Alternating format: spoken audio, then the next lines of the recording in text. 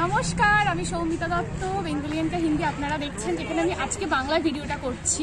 আর যারা হিন্দি ভাষাভাষী তো আছেন তারা বলবেন, আমি আবার এটাকে হিন্দিতে কনভার্ট করে দেবো, কোনো অসুবিধা নেই। তো এটা হচ্ছে বনলতা রিসর্ট, যেটা একদম জয়পুর বাঁকুড়া পশ্চিমবঙ্গ লেখাই আছে, জয়পুর ফরেস্টের একদম আগে। এখান থেকেই বেসিক্যালি স্টার্ট হচ্ছে, আমি আরেকটা ভিডিওতেও বলেছি। তো পুরোটা ঘুরে দেখাচ্ছি, কেমন লাগলো বলবেন। আর চ্যানেলটাই জয়পুর ফরেস্টের শুরু।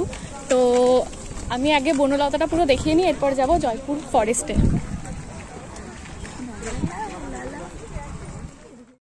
শান্তি সত্যিই কেউ দেয় না, নিজেকেই বারবারই খুঁজে নিতে হয়।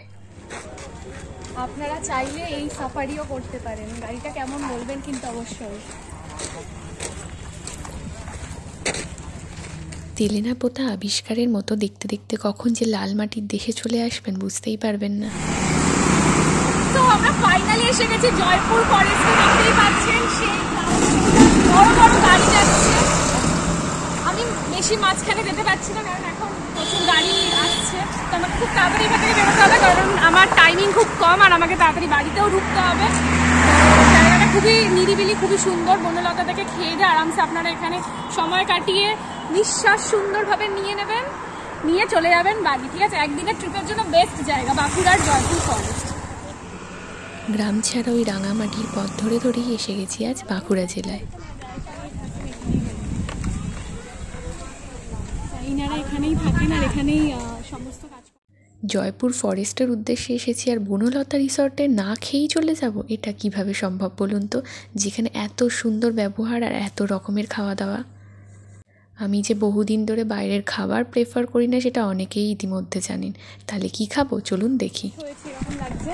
আর সবাই আজকে হচ্ছে দিনটা খুব ভালো, তো সবাই একদম শাড়ি পাঞ্জাবি করে এসেছে। যদি আমি পড়িনি সেটা আলাদা ব্যাপার, কিন্তু অনেক বড় জায়গাটা, অনেক বড়। আর ফুলে নিঃশ্বাস নিতে পারবেন, কেউ কিছু বলবে না। প্রজাপতি ঘুরছে ফুলের ওপরে, খুব সুন্দর লাগছে। যতদূর চোখ যাবে শুকনো মাটি আর গাঁদা ফুলের বেশ। আমরা আছি এখন বনলতায়, যেটা জয়পুর ফরেস্টের একটু আগেই।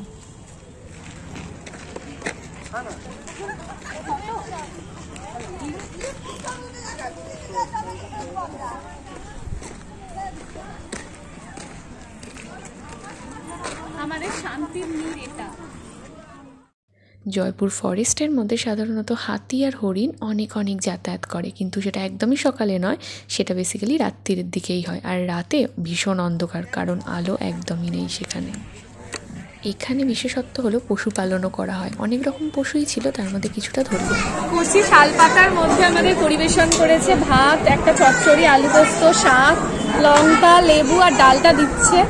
আর আমার বেসিক্যালি জায়গাটা খুব পরিষ্কার পরিচ্ছন্ন লেগেছে বেশ। আর আরও হচ্ছে কাঠের চেয়ার, কাঠের টেবিল আছে। আর প্রত্যেক টেবিলের মারফত একটা করে আন্টি আছেন, যারা মানে রক্ষণাবেক্ষণ করছে অ্যাকচুয়ালি, মানে আমার কি লাগবে না লাগবে পুরো ওনাকে বলে দিলে উনি এনে দেবেন। ওভারলোডেড হয়ে যাবে, আমি এত খেতেই পারবো না, এমনি অল্প খাই। আবার পায়েস দিয়ে গেছে, পায়েস, ঘন ঘন দুধের পায়েস, এলাহি ব্যাপার।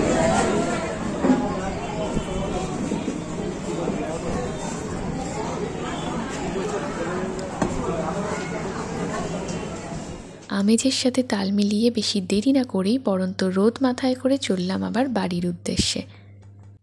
চাইলে আপনারা এখানে আসতে পারেন বাইকে বা 4 হুইলারে করে, কিন্তু আমি প্রেফার করব এখানে আসার জন্য ট্রেনে করে। ট্রেনের জার্নিটা অনেক স্মুথ হয়, অনেক সুন্দর হয়, নতুনভাবে জার্নি করা যায়। অবশ্যই অনেকে বাইক রাইড করে আসেন, আবার অনেকে 4 হুইলারেও ড্রাইভ করে আসেন, সেটা তার ব্যক্তিগত ব্যাপার, কিন্তু ট্রেনের জার্নিটা আমার বেশ ভালো লাগে, তাই আমি তো ট্রেনই প্রেফার করব। এক্সপ্রেস ট্রেনে চলে আসতে পারেন এখানে। যিনি আমাদের খাবার পরিবেশন করেছিলেন সেই আন্টির অনবদ্য ব্যবহারে আমরা তো ভীষণ খুশি।